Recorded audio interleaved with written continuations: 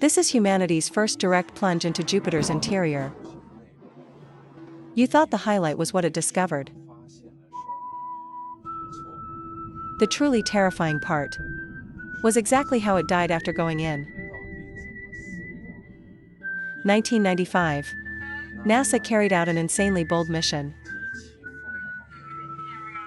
They built the Galileo spacecraft, then hurled it straight into Jupiter. From the very beginning, this was a one-way suicide mission. 147 days before slamming into Jupiter's atmosphere, the Galileo orbiter and probe officially separated. After a few explosive bolts were detonated, the probe shot out like a sugar-coated bullet, spinning wildly as it flew away, heading toward its target 81 million kilometers away. This shot had to be perfect. Too steep an angle, and it would burn up before sending back any useful data. Too shallow an angle, and it would not even enter Jupiter. From this moment on, there was no turning back. It could only fly alone toward that giant planet to collect humanity's first ever direct samples. 14 days after separation, the orbiter adjusted its course, fired its engines, and changed trajectory, leaving the probe on its doomed death path. Because the one actually diving in was not the orbiter. The orbiter stayed safely in the distance, receiving the data beamed back by the probe, then relaying it all the way back to Earth. 9 days before entry, the orbiter opened its antenna, because once the probe plunged into Jupiter's atmosphere, it would only have a few precious minutes to lock onto the signal. If it missed the lock, everything this mission achieved would be lost forever inside Jupiter. 6 hours before entry, the probe officially woke up. Those instruments that had slept for nearly 10 years finally powered on again. And that also meant it had crossed the real point of no return, entering Jupiter's inner magnetosphere, a completely alien region, packed with high-energy particle environments, fierce almost to the point of brutality. The first to wake up was the high-energy particle detector. It started furiously recording the surroundings the moment it activated, capturing up to 3 million particles per second. While it was busy feeling Jupiter, another set of instruments went to work, because scientists had long suspected there might be lightning on Jupiter. This guess had already shown hints. In 2 nighttime photos taken by Voyager 1 during its flyby, the question was, lightning on Earth is usually tied to the ground, but Jupiter has no ground. So did Jovian lightning even exist? And how was it formed? No one could say for sure back then. So the probe's rear, through a small window, began listening for radio signals inside Jupiter. If there was lightning, it would leave a distinct electromagnetic signature. But radio alone was not enough. Scientists also wanted to catch the light from the flashes. So the probe was equipped with 2 highly sensitive photodetectors,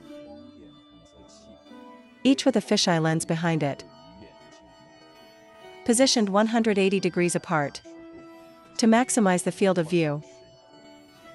3 hours and 4 minutes before entry.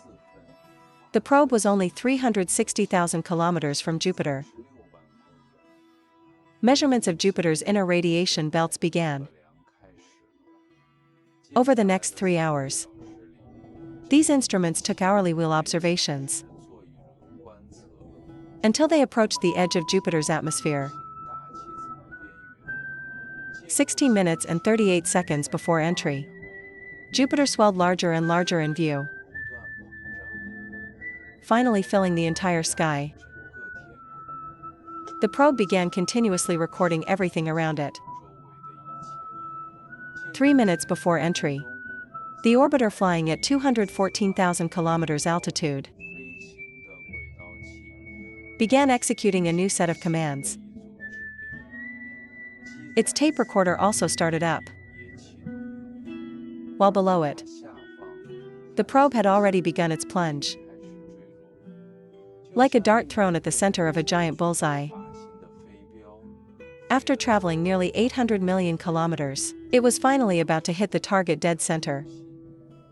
At a blistering speed of 47.4 kilometers per second. The entire probe was only about 1.24 meters wide and 86 centimeters tall. But its weight was almost the same as a vending machine. It was built in 2 parts. An outer shell for deceleration and heat protection. And inside was the actual descent module. The outer shell had to withstand Jupiter's atmospheric beating, slow the speed down, before the probe could deploy its parachute and continue downward. The scariest thing about Jupiter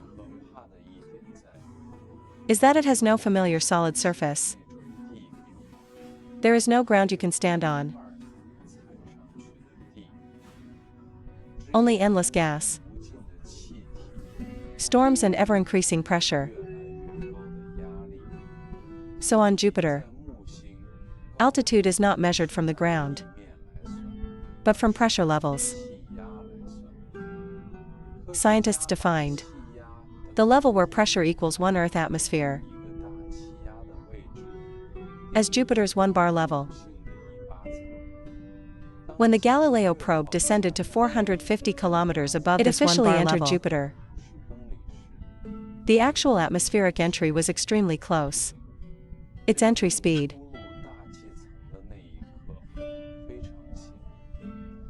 was only 4 kilometers per second slower than the design limit.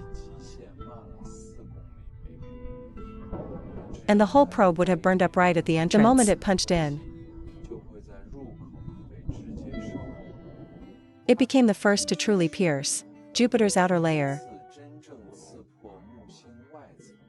That mysterious atmosphere never directly sampled before. The instant the probe entered, the atmospheric structure instruments immediately started working. They were to record temperature, pressure and acceleration changes during descent. Because from now on, Galileo was no longer facing space, but layer after layer of increasingly insane Jupiter atmosphere.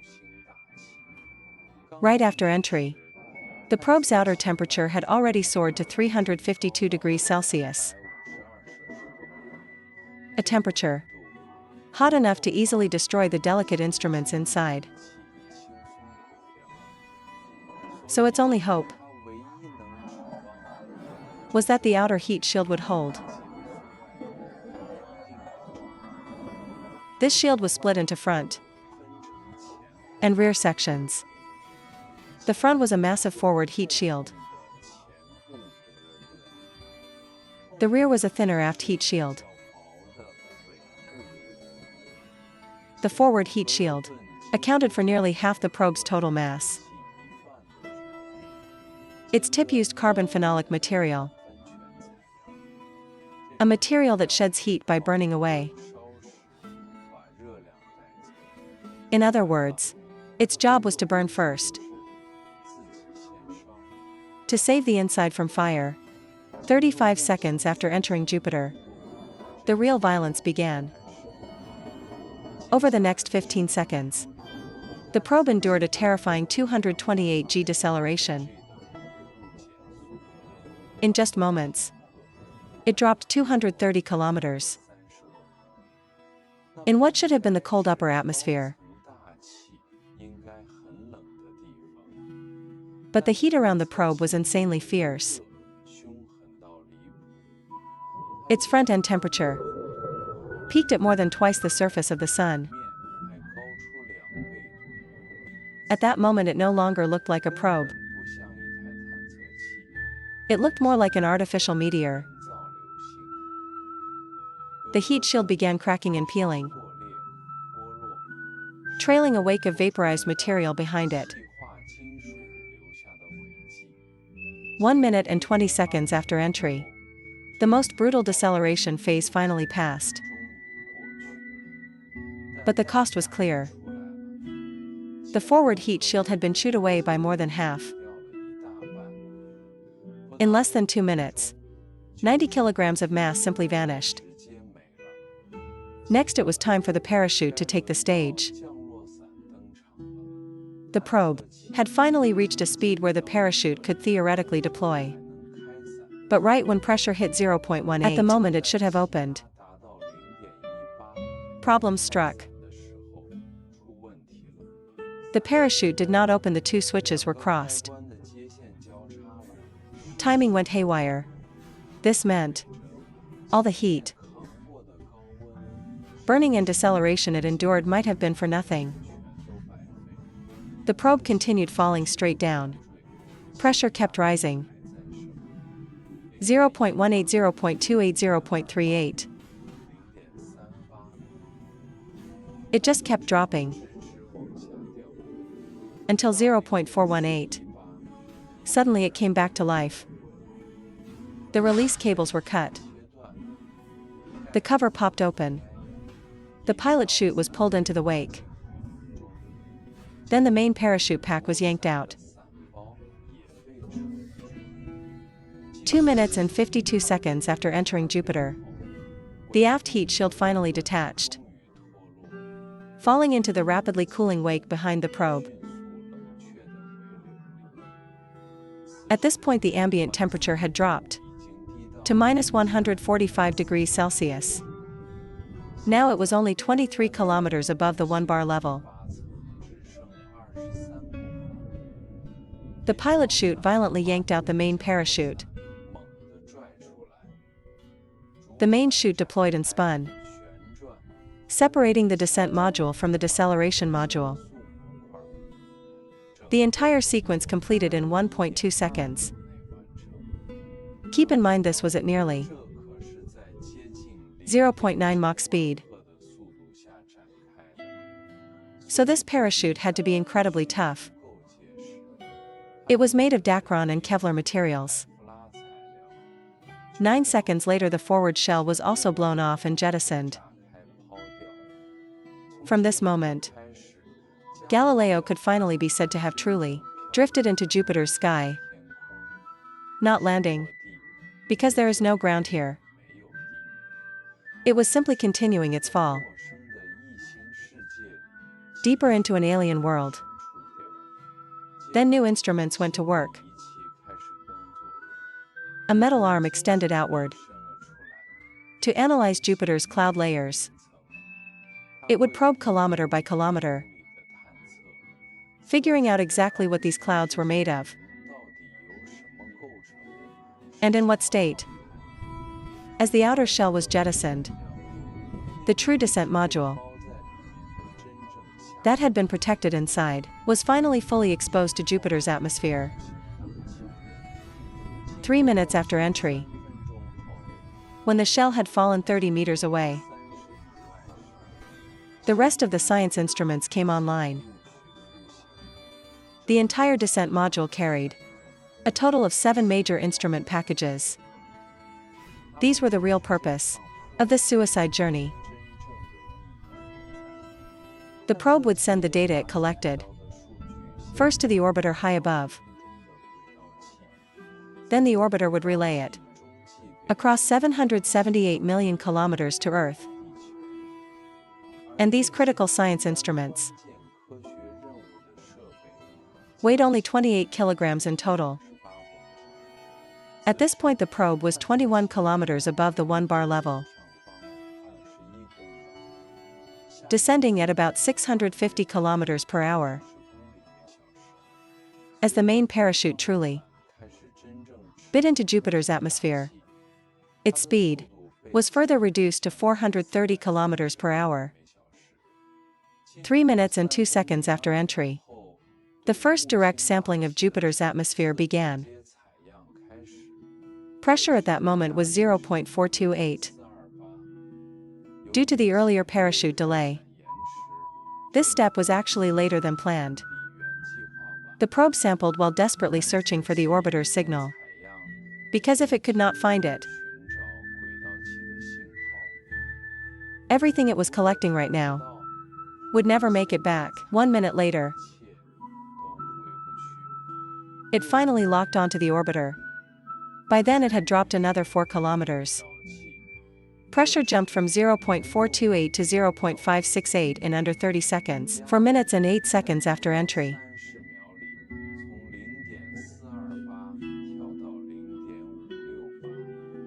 The orbiter finally received the data it was sending up. All the accumulated backup data, along with real-time sampling data, was transmitted. Galileo had already penetrated 450 kilometers of clouds and gas when it crossed the 1 bar level. In a sense, it had reached Jupiter's atmospheric surface, and from here onward, the extreme cold of the outer layers began giving way to the heat deeper inside Jupiter. Temperature rose from -135 degrees Celsius all the way up to -107 degrees Celsius.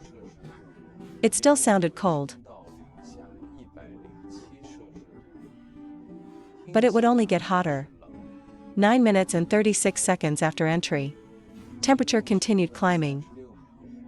At 1.68 bars it had reached -80 degrees Celsius. And this was only the beginning. Next, a very critical measurement started. Because the probe was not just here to study Jupiter, it might also help humanity. Touch clues from the very early universe, when external pressure reached 2.58 bars. The platinum membrane in the helium abundance detector ruptured. Reference gas mixed with Jupiter's atmosphere, and the measurement officially began.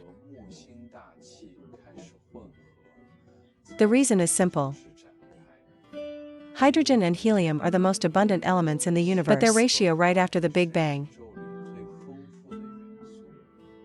has always been a crucial question in cosmology. And gas giant planets like Jupiter act like giant time capsules, preserving ancient elemental ratios. If we could measure it, humans would not only understand Jupiter better, we might even get closer to what the universe looked like right after its birth. 22 minutes after entry, the first round of direct chemical sampling was completed. Pressure had now risen to 3.88 bars. When the probe entered the predicted water cloud layer, the environment reached 0 degrees Celsius at 5.8 bars. By then, it had already fallen 56 kilometers below the 1 bar reference level. As it continued sinking, temperature variations began creating more complex heating and cooling zones. These temperature differences drive extremely violent atmospheric flows that dominate Jupiter's entire atmospheric circulation. So, another set of instruments began measuring heat flux and radiation. trying to understand how these raging currents actually operate deep inside Jupiter.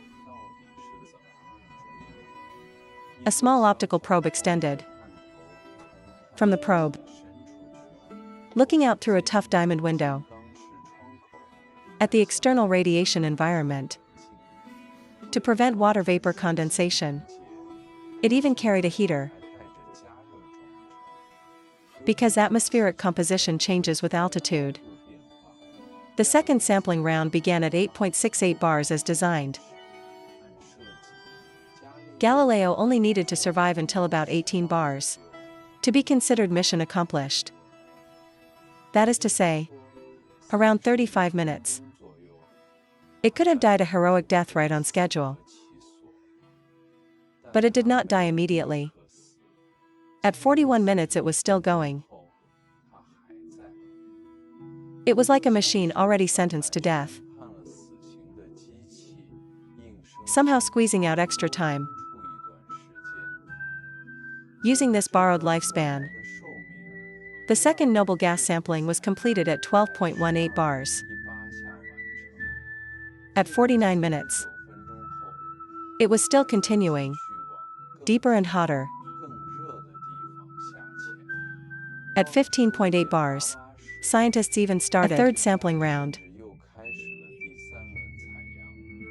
Since it had not died yet, they might as well keep collecting data.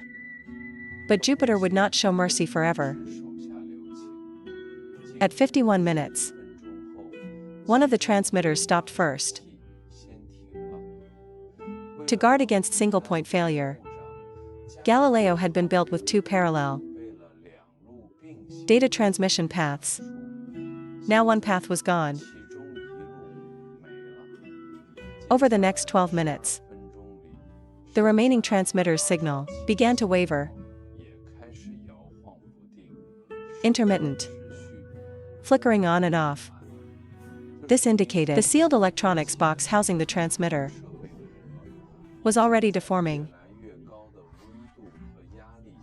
Under rising temperature and pressure, then exactly 1 hour later, total silence. The mission ended in silence. By then, internal temperature had climbed to 153 degrees Celsius. It had traveled 146 kilometers below Jupiter's reference surface, far beyond its expected endpoint. 20 minutes later, the orbiter shut down. Its receiver retracted the antenna and continued its own perilous journey in orbit around Jupiter. But for the probe far below, the real ending had not yet arrived. Even deeper down, an environment hot enough to vaporize metal awaited.